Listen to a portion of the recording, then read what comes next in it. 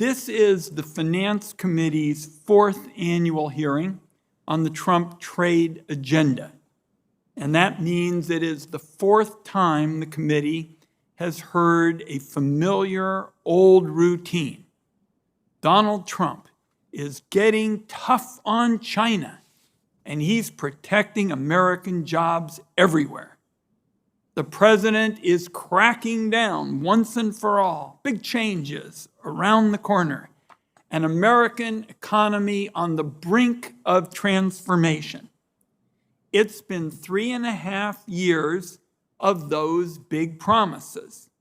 So I want to start by laying out the actual results.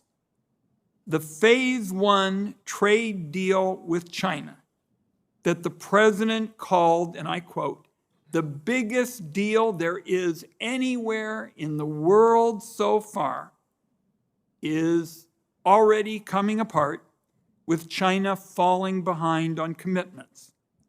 According to an analysis by the Peterson Institute, looking at the first 4 months of the deal, China's purchases of U.S. manufactured goods were at 56% of the target level set by the Phase 1 China deal. China's purchases of U.S. agriculture goods were at 38%. President Trump said he'd stop the overproduction of steel in China that has wiped out so many steel jobs here in the United States. But colleagues, mills in China are producing steel at record levels. The president said he'd fix the most damaging ripoffs that target American innovation and jobs. But when it comes to IP theft or forced technology transfers, the Phase 1 China deal recycled existing law and repeated the same promises that China has broken again and again.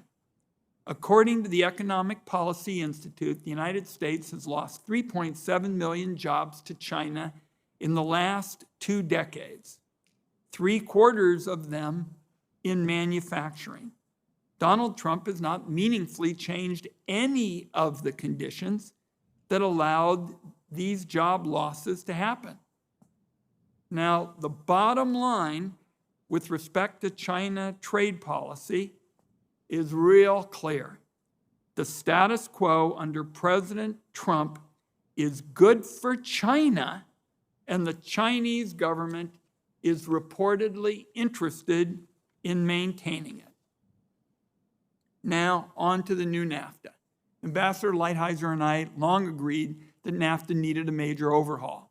It wasn't built, for example, for an economy to a great extent driven by digital activity and industries, and it wasn't strong enough on enforcement to protect American workers.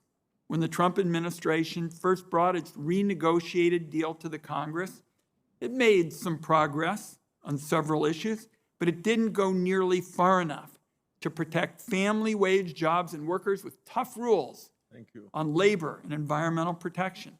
In fact, the old broken down system of enforcement from the old NAFTA was really pretty much at the start the Trump administration's approach for new NAFTA. That meant that all the big claims about getting a great deal for workers was more of the same old happy talk on trade. Now, when that was brought to the Congress, Democrats in the Senate and House said that's unacceptable.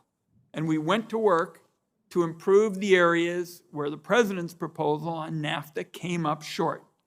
Senator Brown and I worked, for example, with our colleagues to develop a faster, more aggressive approach to labor enforcement so that American workers won't have to spend years literally waiting for action against the trade cheats and the trade ripoff artists. Ambassador Lighthizer helped us get that done. And now the deal's set to go into effect in 2 weeks. But the start of the deal, colleagues, means that the work is just getting started. I've got major concerns about Mexico's ability to stay on track with implementing their labor obligations and with our ability to monitor and enforce them. The administration has to hit the ground running on trade law enforcement on day one. There are a few other areas where American businesses, producers, and workers need more information and more certainty as the agreement heads into effect.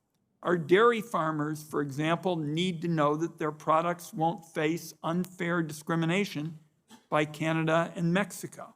American innovators need assurances that Mexico will make changes that it promised to intellectual property laws. Finally, American automakers need to know how USTR and the Department of Labor will apply the auto rules of origin, which impact their supply chains and their ability to qualify for tariff benefits. My bottom line on NAFTA is that it made real progress on several key issues. That's why it got overwhelming support from this committee and the Senate. But we better understand, and why this hearing is so important, that progress can be undone very quickly if the administration doesn't take the strong steps needed to enforce the deal, particularly using the enforcement tools that Congress created to protect American jobs. And that's going to be a prime focus of our work in the days ahead, is to make sure the administration uses those trade enforcement tools that were given to them. Finally, let me thank Ambassador Lighthizer for joining us. I'm quite certain I'm not the only Democrat on this committee who's been appreciative of him constantly reaching out, trying to find bipartisan ground. And I think my colleagues know that questions and answers with Ambassador Bob Lighthizer will never be dull. Thank you, Mr. Chairman.